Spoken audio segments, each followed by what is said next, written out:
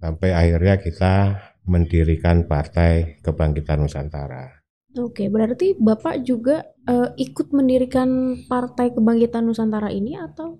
Ya, salah satu orang yang beruntung lah menjadi pendiri, diajak menjadi pendiri Partai Kebangkitan Nusantara. Kebetulan waktu itu saya kebagian untuk membuat benderanya, desain benderanya, kebagian itu untuk mendesain. Nah, dari situ kan saya ngelihat dan saya menyimpulkan secara pribadi bahwa wilayah Bogor Timur ini wilayah yang pembangunannya paling lambat, ya, paling lambat. Infrastruktur, terutama infrastruktur, belum lagi fasilitas umum lainnya seperti kesehatan, pendidikan, dan mayoritas di sana adalah petani gitu. Petani yang dimana saya bilang adalah petani ini adalah kelompok masyarakat kita di Indonesia yang belum benar-benar merasakan manisnya buah dari kemerdekaan itu.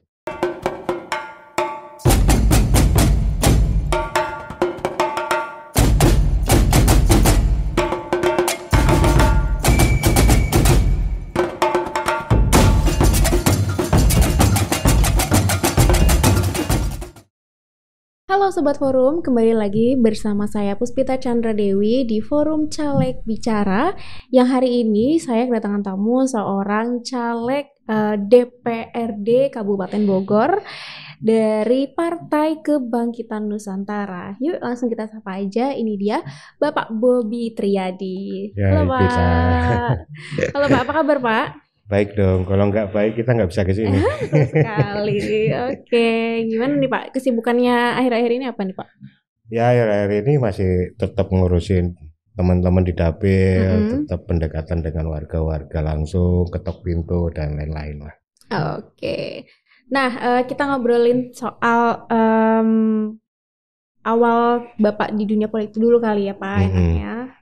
Terjun ke dunia politik itu karena emang keinginan dari Bapak sendiri atau ada dorongan nih dari siapa gitu, dari pihak mana? Kalau saya ya, lingkungan saya awalnya itu adalah jurnalis. Oke. Dari jurnalis, terus kita kan kenal dunia politik ya, teman-teman pergaulan politik, sampai akhirnya saya masuk dunia politik. Nah, kalau apa yang nggak ada sih, kalau diajak sih nggak. Artinya memang kesadaran saya sendiri. Kenapa saya ingin menjadi politisi? Ya, karena kalau politik tidak diisi dengan orang-orang baik, maka politik akan diisi oleh orang-orang jahat. Nah itu, saya nganggap diri saya baik, maka saya masuk politik. Oke. Lalu sebelum mencalonkan sebagai anggota DPRD Kabupaten Bogor ini, pengalamannya Bapak Bobi sendiri di dunia politik itu ada apa aja nih sebelumnya? Sebelumnya saya ada di partai sebelah ya. Boleh nggak nyebut nama partai? Boleh. Awal mula saya masuk di partai politik itu karena saya dulu sama Mas Anas Urbaningrum. Oke. Makanya ketika Mas Anas jadi ketua umum Partai Demokrat saat itu, saya bergabung di Demokrat. Tapi itu juga bukan di pengurusan politiknya, lebih kepada di media centernya Demokrat. Waktu itu saya salah satu pengurus di Demokrat, pengurus di media centernya Demokrat. Nah dari situ lalu saya ke Partai Hanura. Partai Hanura sampai Pilpres 2019, sampai akhirnya kita mendirikan Partai Kebangkitan Nusantara. Oke, berarti Bapak juga ikut mendirikan Partai Kebangkitan Nusantara ini atau? Ya, salah satu orang yang beruntung lah menjadi diajak menjadi pendiri Partai Kebangkitan Nusantara. Kebetulan waktu itu saya kebagian untuk membuat benderanya, desain benderanya, kebagian itu untuk mendesain bendera PKN. Nah, berarti dari bendera yang itu ya Pak? Iya. Yang itu. Nah, arti dari filosofinya gitu, dari bendera itu sendiri apa tuh? Filosofi umumnya adalah gotong royong dan kebersamaan. Oke. Oke. Jadi kalau diartikan satu-satu panjang. Tapi inti dari semuanya itu adalah gotong royong dan kebersamaan. Oke. Lalu alasan dari Pak Bobi sendiri mencalonkan diri sebagai anggota DPRD Kabupaten Bogor itu sendiri kenapa tuh Pak? Ya karena memang benarnya saya sudah lama ya, karena saya ini anak motoran Mbak. Wah, keren banget nih Pak. Oke, terus saya anak motor, suka ngetrail juga. Iya. Jadi waktu masa COVID itu, atau COVID kita kan gak ada kegiatan nih di Jakarta kan. Akhirnya kita motoran di daerah Bogor, khususnya di Bogor Timur ya, Bogor Timur daerah Sukamakmur, Jonggol, Cariyos itu. Nah dari situ kan saya ngelihat dan saya menyimpulkan secara pribadi bahwa wilayah Bogor Timur ini wilayah yang pembangunannya paling lambat, ya, paling lambat. Infrastruktur, terutama infrastruktur, belum lagi fasilitas umum lainnya seperti kesehatan, pendidikan, lebih lambat. Artinya di sini dan mayoritas di sana adalah petani gitu. Petani yang dimana saya bilang adalah petani ini adalah kelompok masyarakat kita di Indonesia yang belum benar-benar merasakan manisnya buah dari kemerdekaan itu. Kenapa? Belum. Kenapa? Mereka sampai saat ini masih terjajah, Mbak. Terjajah oleh ketika mereka mau nanam misalnya. Mau nanam. Pupuk susah didapat. Kalaupun dapat pupuk, harganya udah tinggi. Ya. Nah, ketika panen misalnya, harga anjlok. Bahkan tidak nutup untuk biaya beli pupuknya mereka. Nah, ini kan mereka masih dijajah ini. Ya. Akhirnya apa? Mereka merasa tidak ada tanda-tanda kesejahteraan hidup layak sebagai petani. Akhirnya tidak ada penerus. Anak-anak mudanya, anak-anaknya mereka disuruh, yaudah kamu kerja di kota, kamu jadi TKI atau jadi apa gitu. Sekarang gak usah jadi petani, gak menjanjikan apa-apa. Makan kita aja masih cukup pas-pasan, bisa makan dia syukur. Atau paling tidak mereka jual lahannya. Mereka bikin yang lain. Nah, kalau seandainya terus-terusan seperti ini, ketika petani semua menjual lahannya, nanti kita mau makan apa? Jadi petani ini benar-benar sampai sekarang itu belum benar-benar merasakan kemerdekaan. Itu yang saya hadapi ketika saya main-main ke desa, muter-muter, berinteraksi, bertemu sama petani-petani, dan kebetulan saya juga ketua umum Petani Nusantara, ormas yang saya bangun dengan teman-teman di sana. Jadi ya mereka harus diperjuangkan. Minimal kita harus mikirkan ekonomi alternatif untuk petani. Ketika mereka menanam, ada jeda menunggu masa panen. Apa yang mau kita buat untuk mereka? Menjadi ekonomi alternatifnya buat petani. Itu yang membuat saya, kenapa saya pernah mengatakan di media sosial saya, juga selalu saya ngomongin, saya pejuang suara rakyat petani. Biar saya berjuang di desa, teman-teman saya berjuang di kota. Itulah kenapa saya mau menjadi caleg anggota DPRD khususnya di daerah pedesaan. Kota saya nggak garap. Oh gitu. Okay. Biar itu bagian urusannya teman-teman saya lah. Kita bagi peran. Oke. Lalu selain keluhan dari para petani yang sudah Pak Bobi temui gitu ya di desa di Bogor, apalagi yang menjadi suara keluhan-keluhan dari masyarakat di sana Pak? Ya banyak sih sebenarnya keluhan masyarakat itu, tapi kan kita harus memilah juga mana yang benar-benar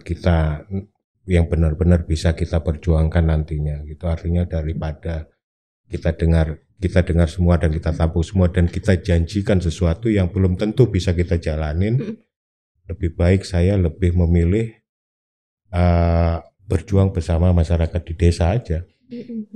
Ya minimal ya. Kenapa masyarakat desa? Minimal bagaimana yang namanya bantuan pemerintah atau program dana desa itu bisa dipergunakan benar-benar untuk tujuannya yang tepat guna bagi masyarakat itu. Artinya macam dana desa sendiri aja. Kalau Mbak bisa lihat, misalnya datang ke desa, dana desa ada yang cuma dipakai buat ngebangun kantor desa misalnya. Ya buat apa? Dampaknya buat masyarakat, dampak langsungnya gitu. Atau di desa bikin taman. Buat apa bikin taman di desa? Banyak yang bisa benar-benar diarahkan, yang benar-benar berdampak langsung buat masyarakat. Program-program dana desa itu banyak loh. Sampai sekarang itu kok nggak salah sampai ada yang sampai 2 miliar udah kan dana desa itu. Nah coba 2 miliar itu setahun, wah kalau benar-benar bisa tepat guna untuk masyarakat itu luar biasa dampaknya buat masyarakat desa. Lalu menurut Bapak sendiri dari anggota DPRD di kabupaten Bapak yang sekarang gitu, mungkin apa yang akhirnya tidak membuat mereka menggunakan dana desa itu dengan tepat gitu? Nah saya tidak terlalu tahu ya kenapa mereka ini, tapi sebagian besar tim saya di Dapil itu dulunya adalah tim dari anggota DPRD yang sekarang. Artinya saya menangkap ada kekecewaan dari mereka, kenapa akhirnya mereka sekarang pilih membantu saya, itu aja. Kalau untuk membicarakan itu yang anggota DPRD yang sekarang, lah itu saya tidak berani menilai orang, karena lebih baik saya dinilai, bukan menilai. Gitu. Nah berarti tim Bapak sendiri lebih banyak orang-orang yang sudah Bapak temui di sana atau bagaimana nih Pak? Bapak ketika mencari tim di sana itu seperti apa gitu Pak? Iya, yang awal dia mendatangin saya, yang orang yang pertama sekali datangin saya, kita ngobrol-ngobrol lah. Sebenarnya kan kalau saya itu maju anggota DPRD caleg itu yang minta sebenarnya masyarakat. Masyarakat di sana itu mereka langsung yang minta sama saya. Waktu itu, Pak Bapak maju daerah sini aja, dia bilang gitu. Saya bilang, waduh saya nggak punya duit, mau jadi anggota DPRD. Udahlah Pak, uang Pak Bobi di sini nggak laku kan. Kita yang gerak semua gitu awalnya teman-teman. Ya udah dari situ akhirnya yang satu orang ini dia yang merekrut di desa-desa lainnya. Ya, sejak itu kita mulai bergerak, benar-benar bergerak. Yang saya tekankan pada teman-teman adalah kita sekarang berjuang dan sampai kapanpun kita terus berjuang. Artinya teman-teman di sini yang ngurusin saya di desa-desa harus punya cita-cita, saya bilang. Harus punya cita-cita minimal mau menjadi kepala desa. Karena sekarang kita berjuang bersama untuk saya menjadi anggota DPRD. Berikutnya kita berjuang bersama-sama untuk menjadikan teman-teman jadi kepala desa di desa masing-masing. Setelah itu kita berjuang lagi bersama-sama untuk tingkat berikutnya 2029. 2029 saya tidak lagi maju anggota DPRD Kabupaten Bogor. Saya naik. Teman-teman yang harus punya cita-cita menjadi anggota DPRD. Jadi kita terus berjuang bersama-sama biar misalnya program kita ini berjalan terus, berkesinambungan. Jadi ketika saya anggota DPRD, teman-teman jadi kepala desa, program kita bisa berkesinambungan. Kita terus berjuang, itu saya tekankan ke teman-teman itu. Dan saya selalu mendatangin mereka. Jadi misalnya yang satu ngomong, Pak di sana ada orang, ini orangnya bagus, mau nggak kita datangin untuk jadikan tim? Ayo kita datangin. Ya datangin dan saya langsung yang minta karena ada satu kejadian ini lucu. Di satu desa waktu itu kita datang, ini tokoh masyarakat di sana itu. Pas kita datang di sana itu dia lagi ngangon kambing. Lalu tim saya langsung datengin dia. Saya hanya salaman. Tim saya sama dia ngobrol, ngajak bapak itu bergabung gitu. Lalu bapak itu ngomong, ya mereka udah skeptis lah, udah pesimis ya untuk namanya politik itu. Akhirnya dia tanya orangnya siapa. Nah waktu itu posisi saya lagi jongkok di tanah, nyender di tiang rumahnya gitu, jongkok, dengerin mereka ngobrol. Ya itu Pak, calon dewannya. Itu dia langsung berdiri jongkok di depan saya. Nah itu saya angkat, akhirnya itu, kalau Bapak udah langsung ke sini, saya mau bantu Bapak. Ya seperti itu, lucu. Berarti kalau dilihat dari respon dari si Bapak tersebut, berarti yang kurang ini ya, yang dulu itu kurang apa ya, kurang berbaur kepada masyarakat, kurang mendatangi masyarakat. Bisa jadi karena ada yang ngomong bahwa mereka itu tidak pernah bertemu sejak masa pencalekan sampai menjadi anggota DPRD. Mereka itu tidak pernah bertemu sama calon dewan dan dewannya. Jadi yang selama ini tuh mereka itu yang datang timnya, tim anggota dewan tertentu itu. Dia datang tim atau anggota dewan ini mengumpulkan di satu tempat gitu. Jadi dewan ini gak pernah merasakan tanahnya dusun-dusun rumah mereka itu. Itu yang selama ini terjadi. Nah, ketika dewan ini jadi kan seharusnya ada masa reses ya. Iya, reses. Anggota dewan itu turun ke masyarakat, menampung aspirasi masyarakat. Dan itu juga ternyata tidak terjadi. Yang datang timnya juga, tetap anggota dewannya nggak datang. Jadi mereka sudah nganggap, udahlah, anggota-anggota dewan ini maunya sama kita ketika mereka perlu, ketika mereka udah jadi sama kita lupa, itu kan. Nah, dan itu yang ditanamkan Bapak kepada tim-tim Bapak juga. Iya, jadi kita terus berjuang sama masyarakat. Dan timnya Bapak sendiri apakah banyak anak-anak mudanya gitu Pak?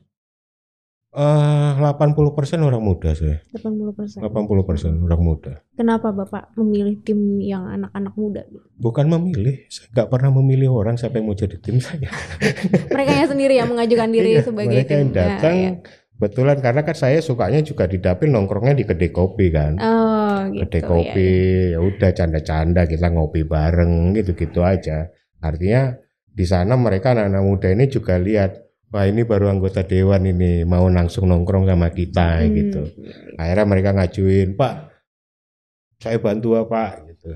Tapi saya bantunya di mana ya Pak? Mau ngapain ya? Nah disitulah kita mulai pembagian. Udah kamu kan ini punya paguyuban muda gondrong, gitu kan? Muda bergabut gondrong di sini. Ya udah ajak teman-temanmu. Nanti kita sekali-sekali ngopi bareng. Nah gitu-gitulah. Artinya saya itu tidak serius-serius banget gitu berpolitik ini gitu. Artinya seriusnya itu serius santai, lebih banyak konstituen saya, calon konstituen saya itu ya teman saya anggap gitu aja, bukan warga, bukan saya itu mensejajarkan diri saya dengan konstituen saya. Jadi kalau teman-teman caleg datang ke dapilnya, ketemu sama masyarakat dengan bergaya elit. Kalau saya enggak. Kalau misalnya datangnya lebih ke gaya elit, mungkin masyarakat di sana malah mengharapkan ini ya Pak, uang-uang dari para caleg yang datang gitu. Ya itu biasanya kan, ya itu yang dirasakan teman-teman juga. Karena saya itu diuntungkan, saya itu sudah bergerak sejak lama. Nah, itu saya diuntungkan itu. Kalau yang teman-teman sekarang, mereka hanya tinggal waktunya cuma berapa hari saja untuk mereka kampanye dan pendekatan sosialisasi pada masyarakat. Itu saya diuntungkan itu. Lalu ada kendala sendiri nggak sih Pak ketika Bapak sosialisasi nih ke masyarakat di desa-desa ini? Kendala. Kalau saya kendalanya itu infrastruktur. Karena kebanyakan kan infrastrukturnya itu jalan ya. Iya. Itu masih sangat minim, artinya masih lebih jalan-jalan pertanian lah. Ya, jalan-jalan pertanian. Itu kalau setahun belakangan ini memang agak aman karena nggak hujan. Iya. Ya. Tapi sekarang sudah mulai masuk musim hujan. Mulai masuk musim hujan, ini udah agak berat bagi saya. Walaupun saya ngetrail kan, saya sampai sekarang ke dapil itu naik motor trail. Karena ini memang kontur wilayahnya ya wilayah pertanian dan bukit-bukit kan, perbukitan. Ya kalau saya naik motor biasa, naik mobil nggak akan masuk ke daerah-daerah itu. Oke. Jadi hobi saya itu punya nilai lebih untuk punya mencalekkan keuntungannya. Ya. Nah, metode dari sosialisasi atau mungkin berlanjut ke kampanye Bapak nanti yang seperti itu menurut Bapak sudah sangat efektif berarti ya Pak? Menurut saya sudah efektif. Namanya juga ikhtiar ya. Iya. Ikhtiar. Nah, kalau masalah nanti terpilih atau tidak, sebagai caleg saya harus optimis, kan gitu. Saya harus optimis. Kalau pesimis ngapain saya nyalek? Gitu. Saya nganggap apa yang sudah saya lakukan sekarang ini sudah cukup baik, dan menurut saya sudah maksimal, meskipun belum terlalu maksimal ya, karena ini terus berkembang sampai nanti pada saat pencoblosan. Dan saya tidak pernah menyebutkan kalimat kampanye, saya hanya bersosialisasi aja kepada masyarakat. Masyarakat mau milih saya bersyukur, alhamdulillah. Gak memilih saya juga gak ada masalah. Dan saya selalu ngomong ke teman-teman, kalau seandainya saya nggak jadi, saya tidak akan kecewa, karena saya menganggap apa yang saya lakukan selama ini dan sampai nanti itu ibadah. Jadi kemenangan saya, walaupun saya kalah di pencalekan, tapi saya menang di ibadah. Itu. Oke, lalu sekarang kan masa kampanye ya, masa kampanye pemilu 2024 ini kan tidak begitu panjang ya, malah pendek gitu, terbilang pendek. Nah, tanggapan dari Bapak sendiri itu gimana? Dan apakah itu akan mempersulit gitu Pak? Iya, itu tadi saya balik lagi, saya bilang saya itu diuntungkan karena saya sudah bergerak sejak lama. Waktu itu saya dicibir teman-teman, ngapain sih bergerak sekarang gitu. Nomor urut partai kita aja belum tentu lolos pemilu, jadi peserta pemilu kan waktu itu. Terus belum tentu jadi peserta pemilu partai kita, udah bergerak sekarang gitu. Bilang nggak apa-apa, saya bilang bergerak aja sekarang. Kalau nanti partai kita nggak lolos jadi peserta pemilu, ya nanti untuk 2029, saya bilang nggak apa-apa, saya bilang jalan aja terus. Jadi saya itu sudah bergerak sejak masa COVID itu. Masa COVID ya, partai ini belum ada, saya sudah bergerak di sana. Nah, ketika partai ini ada, saya lebih kuat lagi untuk bergerak di sana, gitu. Karena saya sudah menanam itu sudah sejak lama. Nah, sekarang ini yang agak kasihan itu adalah teman-teman yang baru bergerak sekarang, karena waktu yang pendek, mereka harus melakukan apa? Program efektif itu apa yang harus mereka lakukan gitu. Nah, saya tetap juga memberikan trik-trik kepada teman-teman, artinya apa yang harus dilakukan dalam waktu singkat gitu. Seperti itu. Jadi ya masa kampanye yang terlalu singkat ini justru membuat repot teman-teman yang baru mau bergerak. Kalau bagi saya nggak ngefek. Waktu tinggal cuman berapa hari saya nggak ngefek. Karena sudah dilakukan jauh-jauh hari. Udah sejak jauh hari. Bahkan ya kalau bisa dihitung udah 4-5 tahun saya udah bergerak di daerah itu. Oke. Lalu apakah Bapak pernah menemukan kayak di masyarakat di sana? Nah, Bapak ini kan di PKN ya, Partai Kebangkitan Nusantara. Ketua umumnya Bapak Anas Urbaningrum. Dahulu sempat berkasus gitu ya, korupsi. Apakah ada dari masyarakat yang ketika mendengar Bapak Anas Urbaningrum akhirnya kayak, wah ini dulu pernah masuk berkasus gitu dan segala macam, dan akhirnya mempengaruhi suara Bapak sendiri gitu. Pernah nggak sih Pak kayak gitu? Saya jawabnya tidak. Tegas saya bilang tidak. Karena apa? Prosesnya saya tahu betul proses perjalanan Mas Anas Urbaningrum, mulai dari sebelum dijadikan tersangka, lalu dijadikan tersangka, lalu divonis tingkat pengadilan negeri, pengadilan tinggi, kasasi sampai PK. Kita tahu betul prosesnya. Dan itu ternyata juga diketahui oleh masyarakat. Coba nanti Mbak Pita sekali-sekali ikut sama saya ke Dapil atau kemana aja lah kita tanyakan pada masyarakat. Atau kita beritahukan pada masyarakat bahwa PKN ini ketua umumnya Anas Urbaningrum. Yang selalu saya dengar dari masyarakat adalah jawabannya. Mereka selalu bilang, kasihan Pak Anas. Jadi sejak itu saya nganggap bahwa ini yang ramai cuma di media sosial. Di media sosial. Nah ketika sekarang Mas Anas setiap hari roadshow. Mas Anas jarang di Jakarta, Mbak. Yeah. Jalan terus keliling. Tidak ada tanggapan masyarakat yang negatif terhadap masyarakat ketika Mas Anas turun ke bawah. Nggak ada. Menerima banget masyarakat. Artinya citra negatif itu cuma ada di media sosial. Dan kita tahu siapa yang pengisi media sosial ini gitu kan. Jadi kita tidak terlalu khawatir dan saya tidak khawatir bakal suara saya tergerus karena Mas Anas ketua umum. Enggak. Justru kita waktu itu mendirikan partai, memang partai PKN dipersiapkan untuk kendaraan masa depannya Mas Anas. Begitu. Karena Mas Anas itu orang baik. Orang baik. Mas Anas itu orang baik.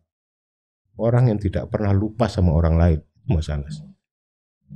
Luar biasa, berarti masyarakat sudah paham gitu ya tentang kasus itu. Itu masyarakat itu tahu betul sebenarnya. Oke, boleh Pak sekarang diminum dulu silakan. Oh iya, udah agak seret juga.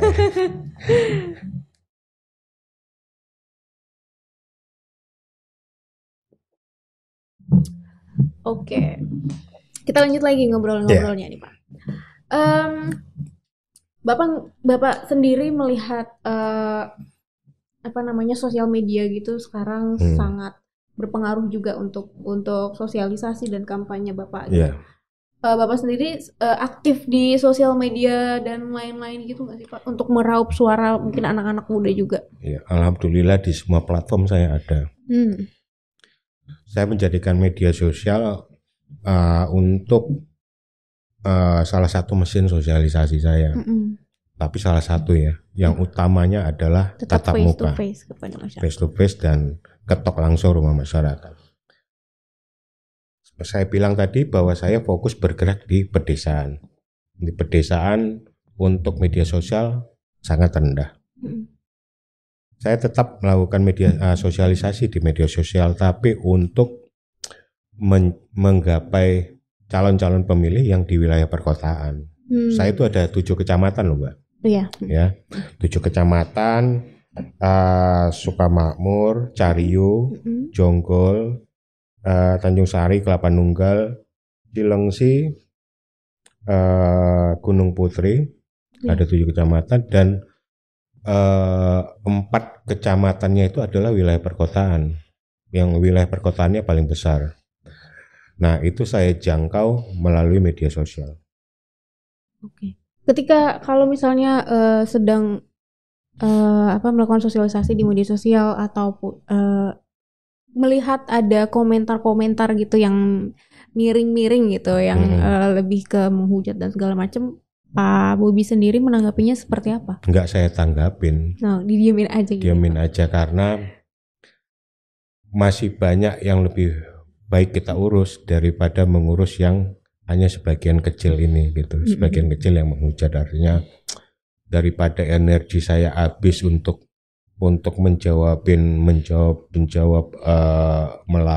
melawan komentar-komentar negatif, lebih baik saya melakukan hal-hal yang positif. Toh juga nanti mereka akan melihat sendiri kinerja saya seperti apa kan gitu. Saya akan menjawabnya dengan kinerja saya, apa yang saya kerjakan, apa yang telah saya kerjakan, saya akan jawabnya ke situ. Jadi saya tidak menanggapi itu. Nah, kalau terkait dengan money politik nih, mungkin sesama dari caleg banyak juga yang masih ada yang melakukan money politik gitu. Ada kekhawatiran sendiri nggak Pak tentang itu? Masyarakat akan memilih caleg yang bagi-bagi uang, bagi-bagi apa segala macam gitu tentang uang. Gimana tuh Pak? Alhamdulillah kan kalau bicara saya di calon-calon pemilih saya, tadi saya sudah bilang bahwa uang saya nggak berlaku di sana gitu. Alhamdulillahnya itu kalau saya. Nah tapi kalau saya ingin menyampaikan bahwa soal korupsi, ya, korupsi ini adalah efek dari mata rantai, efek dari mata rantai. Saya bilang, mulai dari orang yang menjadi caleg, pengen dipilih, dia beli suara rakyat misalnya. Ya ini sebenarnya waktu yang cukup pendek ini kampanye, artinya caleg-caleg itu harus mengeluarkan sumber daya yang paling besar. Ya, dia harus jor-joran kampanye, ngeluarin alat peraga kampanye, pasang spanduk, pasang ini, itu biaya besar loh Mbak. Saya itu, Mbak datang ke dapil saya nggak punya banner, nggak punya spanduk, nggak punya poster, nggak punya saya. Silakan datang, bersih itu. Jadi daerah sana dapil saya itu bersih dari foto saya. Saya tidak menggunakan itu karena konstituen saya ketika saya tanya apakah saya perlu pasang spanduk, nggak perlu kata mereka, sayang uangnya Pak. Jawaban mereka. Nah itu satu, ya itu aja di situ caleg sudah mengeluarkan biaya yang sangat tinggi karena ini waktunya udah sangat dekat. Artinya mereka harus menghujani wilayah ini dengan gambar-gambarnya mereka. Selain mereka juga bertatap muka. APK itu juga biayanya tinggi. Kemudian kalau masyarakat mau memilih dia harus beli misalnya suara rakyat. Atau paling tidak masyarakat ketika kita datengin, gak mau Pak, gini. Ya udah akhirnya kasih duit biar dia mau datang gitu. Ya kan? Nah ujung-ujungnya ya itu tadi. Sebagai anggota DPRD misalnya, berapa sih pendapatannya per bulan? Ya, anggap kita bilang 48 juta atau 45 juta per bulan anggota DPRD. Ya, uang segitu harus tetap untuk melayani masyarakat, Mbak. Ketika dia duduk, masyarakat datang ke rumahnya, Pak, anak saya sakit, Pak, ini mau hajatan, mau ini. Sumbangan nggak cukup juga, ya kan? Bukan artinya saya ingin menyalahkan masyarakat atau mau itu, enggak. Artinya kalau sebelum jadi saya harus sudah mengeluarkan biaya besar, ya kan? Misalnya, lalu setelah jadi uang yang saya dapatkan itu juga untuk masyarakat. Apa yang harus saya lakukan untuk mengembalikan itu semua? Akhirnya korupsi. Iya. Betul. Ya. Tapi kalau saya sekarang, saya dimodali sama masyarakat. Saya kan caleg yang dimodali masyarakat. Yang spanduk-spanduk saya itu yang bikin masyarakat. Tanpa pengetahuan saya. Ya kan? Artinya saya berhutang sama masyarakat. Masa saya harus korupsi? Berarti make sense ya, selama ini ketika ada pemerintah yang korupsi, ternyata circle-nya seperti itu. Circle-nya itu ketika salah satu anggota DPR korupsi, masyarakat menghujat, padahal uang hasil korupsinya atau sebelum dia korupsi, uangnya itu ke masyarakat juga. Ini seperti itu, ini ya mata rantai. Jadi ya gimana ya, saya bilang makanya kalau kita kemarin di PKN ngomong, carilah benar-benar caleg yang memang selama ini dia punya basis suara. Artinya yang selama ini memang dia sudah bergerak di masyarakat. Itulah caleg-caleg yang kita angkat untuk menjadi caleg di PKN. Artinya karena PKN ini kan modalnya gotong royong, Pak. Jangan bicara uang sama PKN. PKN ini gak punya uang. Ada modalnya gotong royong, mulai dari didirikan sampai sekarang itu modalnya gotong royong. Ada yang bertahan karena waktu awal-awal misalnya mau masuk bergabung di PKN misalnya, di awal-awal misalnya. Berharap saya jadi pengurus nih megang PKN di daerah sini, nanti dapat uang nih dari Pimnas gitu. Akhirnya nggak kuat karena nggak ada uang dari Pimnas, keluar gitu. Ya karena memang PKN ini dari awal didirikan dengan cara gotong royong. Lu punya apa ya bikin. Kegiatan-kegiatan juga dari Pimnas, dari itu nggak ada ngeluarin uang. Lu punya ide ya bikin sendiri. Sama saya sebagai caleg, saya punya ide bikin kegiatan ini di dapil, ya biaya saya sendiri. Oke, berarti kalau bisa saya tangkap ini, kita berpolitik itu harus dengan tulus tanpa mengharapkan ya namanya uang dari berbagai pihak gitu ya Pak. Janganlah, artinya kalau memang dia ini caleg idealis ya, saya bicara caleg idealis. Ya anggap saja lah apa yang sudah kita lakukan selama ini selama pencalekan itu sebagai proses ibadah. Gitu aja. Kalaupun seandainya nanti kita tidak terpilih karena kita nggak punya uang misalnya, nggak terpilih, sementara kita punya basis misalnya, basis massa misalnya, basis pemilih, tapi tetap aja kita nggak jadi, ya udah anggap aja itu ibadah. Kita sudah melakukan sesuatu buat masyarakat. Kalau masyarakat belum menginginkan kita, ya sudah anggap aja ibadah. Oke. Berarti bagaimana nih pesan Bapak nih ketika misalnya ada anak muda yang mungkin seperti saya dan teman-teman dan sobat forum di rumah yang ingin berpolitik gitu atau di tahun 2029 nanti mau nyalek gitu. Berarti harus sudah punya kuat diri ya untuk apa ya? Untuk tidak tergiur dengan uang yang yang bisa dikorupsi dan segala macam gitu, Pak. Lebih baik kita berhutang kepada masyarakat daripada berhutang dengan buhir. Lebih baik kita berhutang dengan masyarakat yang telah membantu kita daripada berhutang dengan buhir yang membantu kita. Berat. Untuk masalah Mbak nanti punya cita-cita 2029 dari sekarang menurut saya mulailah bersosialisasi pada masyarakat, tatap muka dengan masyarakat. Karena apa? Ketika kita bersosialisasi, bertatap muka dengan masyarakat, kita akan menyerap permasalahan masyarakat. Itu yang terjadi. Dari situ kita bisa tahu apa yang harus kita perjuangkan untuk masyarakat ini. Itu kalau mau berpolitik. Artinya berpolitik itu kita harus punya gagasan. Usaha dan gagasan itu politik. Oke, nah itu dia Sobat Forum, pesannya tuh dari Pak Bobi bagi Sobat Forum nih, mungkin anak-anak muda yang ada kepikiran nih untuk berpolitik. Nah awalnya seperti itu dulu nih Sobat Forum. Nah oke, selanjutnya seberapa yakin nih Pak Bobi nanti akhirnya duduk di kursi DPR Kabupaten Bogor, DPRD Kabupaten Bogor? Yakin. Sangat yakin. Sangat yakin, tapi yang menentukan tetap Allah. Iya. Oke. Lalu, selain yang tadi nih pesan untuk para pemilih nih di pemilu 2024 ini apa nih Pak? Pesannya, ya standar ya. Pilihlah tanpa paksaan, itu aja. Itu aja. Pilihlah tanpa paksaan. Ya paksaan itu banyak kan, karena duit, karena kekuasaan, gitu. Saya minta pada masyarakat, pilihlah calon anggota legislatifmu tanpa paksaan, itu aja. Ya harus perlu. Jangan lihat ini. Oke.